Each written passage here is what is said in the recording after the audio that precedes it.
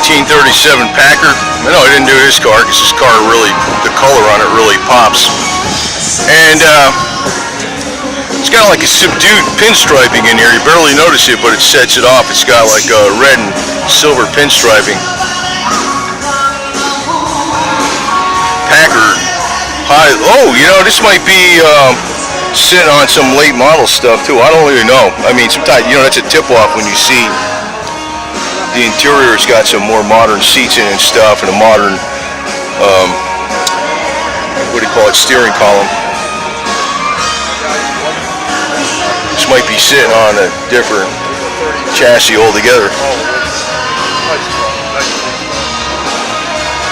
Then again, it makes it a hell of a lot more drivable, and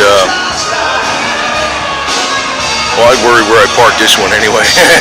Paint on it's too damn nice, really, really nice. What's that sitting on? The frame? What's it sitting on? What kind of frame? Packard frame. It is full Packard? Yeah, no.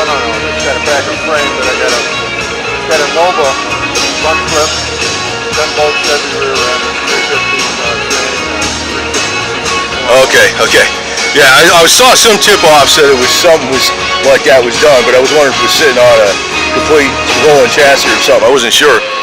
Okay, Packard frame though. Packard frame, but 10 bolt rear and all that. You can't get a second frame. Oh no, I agree. It's freaking battleship stuff there, man.